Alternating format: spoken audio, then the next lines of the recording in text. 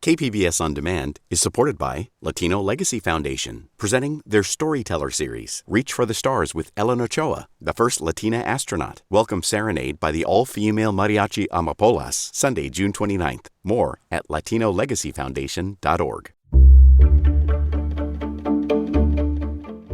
Good morning. I'm Annika Colbert. It's Wednesday, December 8th. Thousands of catalytic converter thefts. More on that next, but first, let's do the headlines.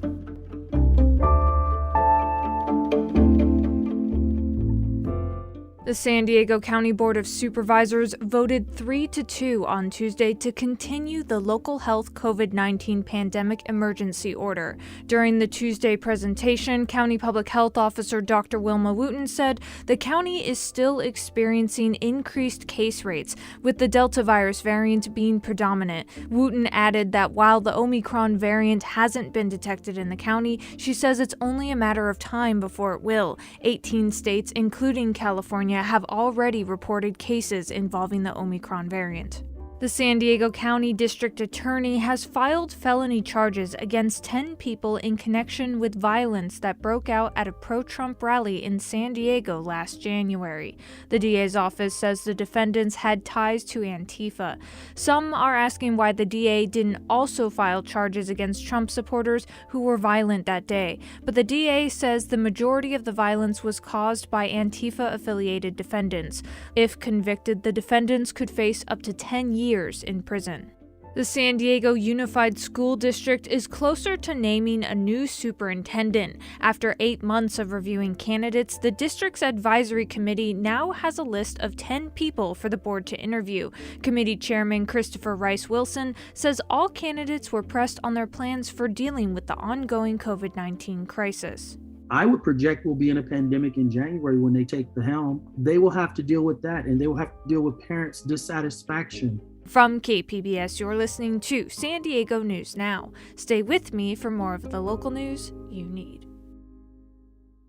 KPBS On Demand is supported by the San Diego County Toyota dealers, offering a new 2025 lineup of vehicles at your local Toyota dealer, including a new Tacoma with turbocharged 4-cylinder engines and a hybrid powertrain option. The San Diego County Toyota dealers. We make it easy.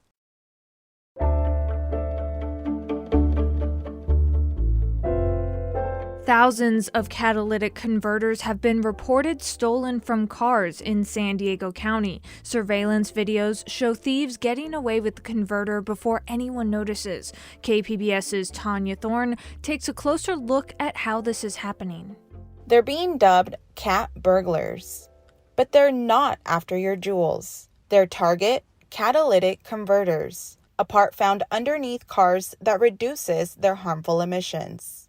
Thieves stole catalytic converters from Vista resident Amanda Hendricks twice. The first time, her converter was stolen 3 days before Christmas. Thankfully, the insurance took care of it. The police came, they told us park it in the driveway under a light. That will discourage. So we did everything they said. Then April came along and happened again. This time, her Ring camera got footage of the theft happening. Her car was jacked up and the converter stolen in under 4 minutes. It's very frustrating. I'm a light sleeper anyway. And then it adds a level of anxiety that, you feel like those are your private things, and to have somebody coming and damaging it, taking it apart, and it felt like such a violation. And she's not the only one.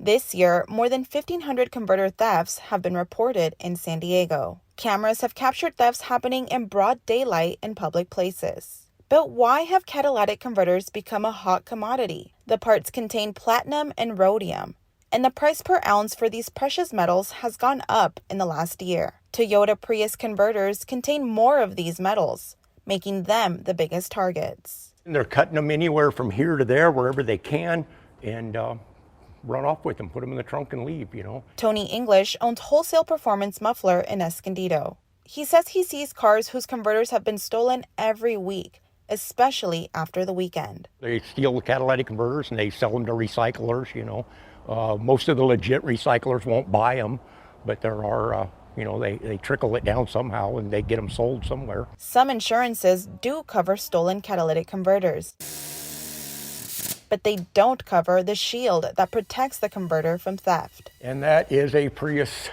shield to keep from stealing a Prius catalytic converter. English says he's installing more of them. Priuses, for instance, are $3,600 just in parts when somebody steals your catalytic converter. So a $500 shield really sounds like a really good investment, While the shields protect the converter, law enforcement is trying to crack down on the thefts happening across the county. What was happening before is if someone was contacted with catalytic converters, say in the middle of the night, and we weren't able to link them to a crime, that was, what we believe was stolen property, but we needed a victim to, file a case, matched up to a car. Lieutenant Bode Barrett with the Escondido Police Department says the district attorney's office has given police the green light to start making arrests. In speaking with the district attorney's office, they're saying there is no other reason to have these things in the middle of the night, and they are stolen property. So we have the probable cause to make that arrest, and they will file on those cases. Lieutenant Barrett says since no arrests were being made due to the pandemic, thieves were getting bold. So bold that in August, thieves stole a catalytic converter from an Escondido Police Department van. Surveillance footage helped police catch the thieves. Chula Vista was able to make a stop on that vehicle about 4 days later. There were some catalytic converters in that vehicle at the time.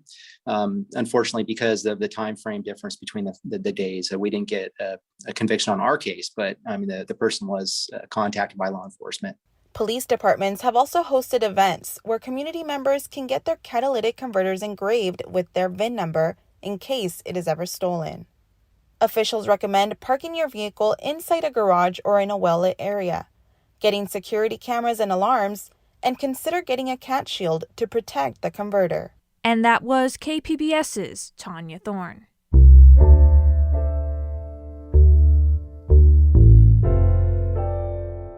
San Diego City Council member Jen Campbell is under fire over her staff members' involvement in the process of drawing new council districts. KPBS Metro reporter Andrew Bowen says critics want an investigation. For months, San Diego's Independent Redistricting Commission has been debating how to redraw the city's 9 city council districts.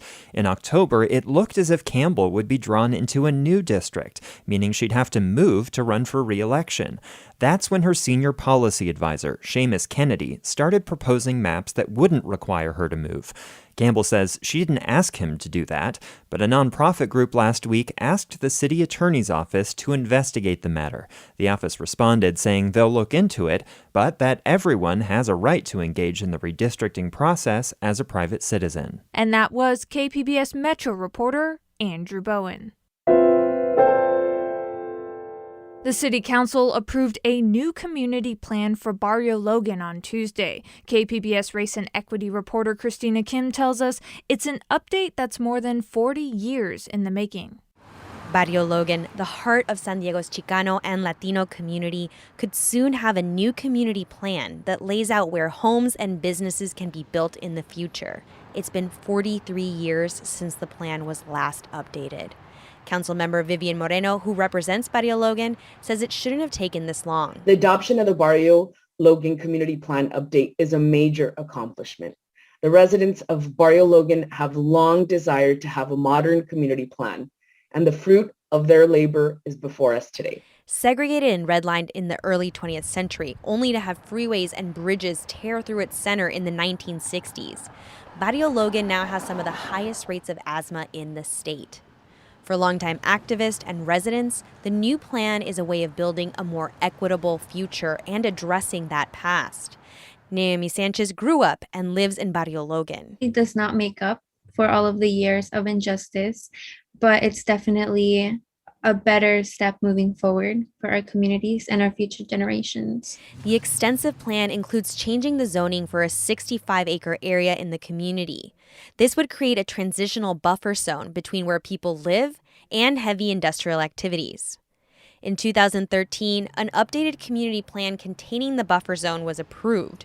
But then maritime businesses funded a referendum the next year, which scrapped the entire plan. This time, however, the maritime industry is on board. And for the first time in the city's history, the new plan also contains anti-displacement measures, including requiring 15% affordable housing in new developments and providing priority to new housing for Barrio Logan residents. Something that Sanchez, a Barrio Logan resident, knows will impact her and others in the community. It definitely will give people the tranquility of knowing they're going to have somewhere to live next month. Mark Steele is the chair of the Barrio Logan Community Planning Group. He credits the plan's ability to move forward with the agreement reached just last year. Where we are today is a result of a successful negotiation between the Environmental Health Coalition, the shipbuilding industry, ship repair industry, and the Barrio Logan Planning Group to create a memorandum of understanding that outlined all the details of uses that were allowed and not allowed in the transitions. The City Council will review the plan again in January before sending it to the Coastal Commission sometime next year. And that was KPBS Race and Equity reporter Christina Kim.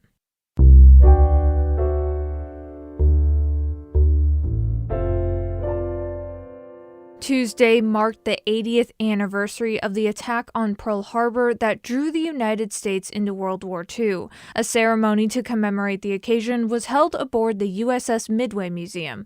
KPBS's John Carroll was there. Aboard the Midway, the two-bell ceremony, remembering Pearl Harbor vets no longer with us. And the playing of taps.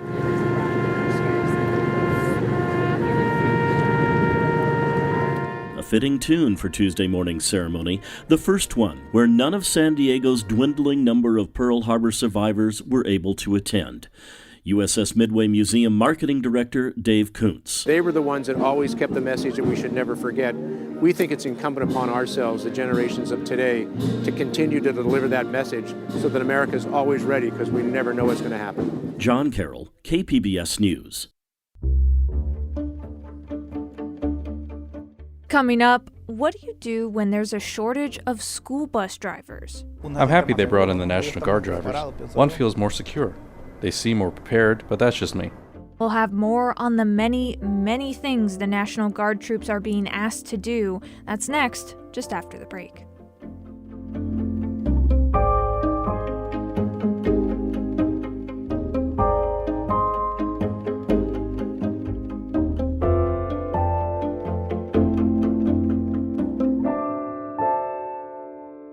KPBS On Demand is supported by Marrocale Design and Remodeling, helping homeowners with their home remodeling needs. From ADUs to kitchen remodels, room additions, and custom homes, Marrocale Design and Remodeling can help homeowners design and build their dream homes. More at trustyourhometous.com.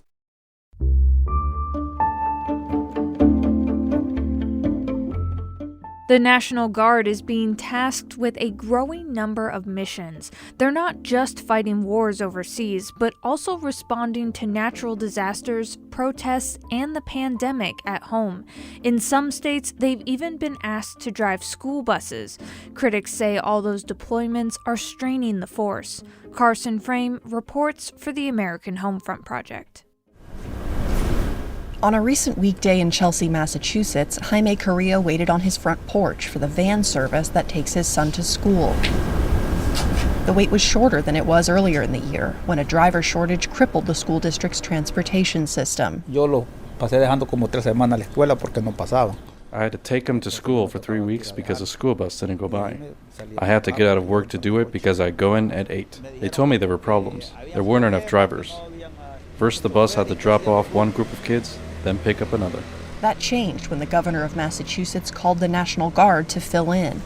For a time, Carrillo's son was greeted by a uniformed military member behind the wheel. Carrillo told WBUR that he appreciated how reliable they were. I'm happy they brought in the National Guard drivers. One feels more secure. They seem more prepared, but that's just me. The bus driver deployment is just one example of how the National Guard's role has expanded.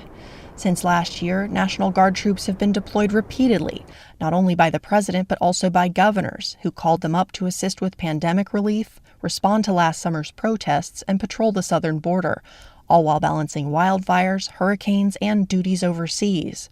Some state Guard leaders say troops enjoy the domestic missions because they can directly serve their neighbors, but they argue that back-to-back mobilizations aren't sustainable.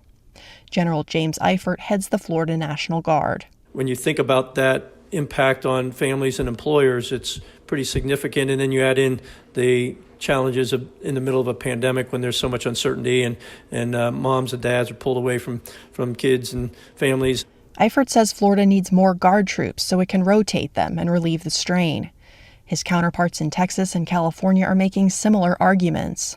Texas Republican Tony Gonzalez is among more than 40 members of Congress asking the Defense Department to allocate more National Guard troops to bigger states or make the Guard larger across the board. I think it's so important that we increase the bottom line, we increase the overall manpower and health of the Guard to make sure that those that have been doing the heavy lifting get their batteries recharged. The Defense Department decides how to distribute National Guard troops based on budgets passed by Congress. Retired Army Colonel Mike Linick once managed that process for the Army and now works as a defense analyst for the Rand Corporation. He's not hearing much discussion within the Pentagon about increasing the size of the Guard for domestic missions.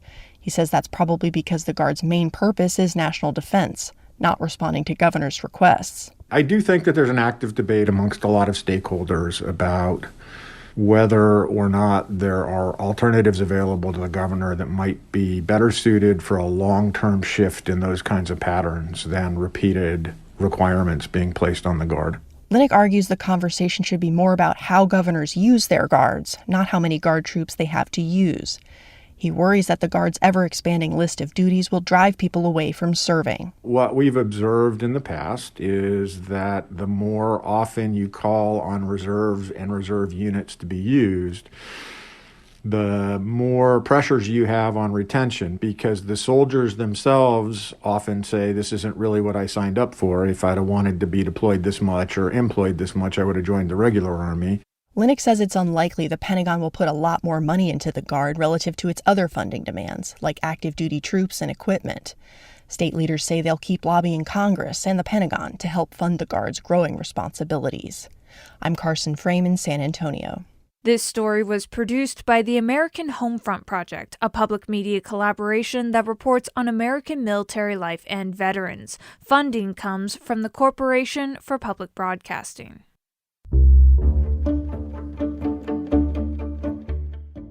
That's it for the podcast today. Be sure to catch KPBS Midday Edition at noon on KPBS Radio, or check out the Midday Edition podcast. You can also watch KPBS Evening Edition at 5 o'clock on KPBS Television.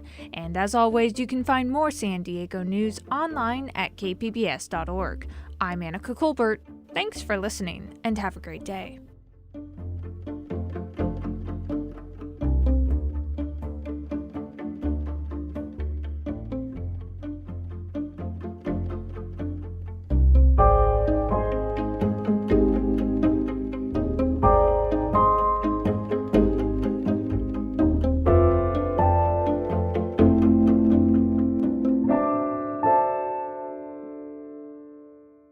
KPBS On Demand is supported by Latino Legacy Foundation, presenting their Storyteller series, Reach for the Stars with Ellen Ochoa, the first Latina astronaut, former NASA director, and San Diego native, Sunday, June 29th. More at latinolegacyfoundation.org.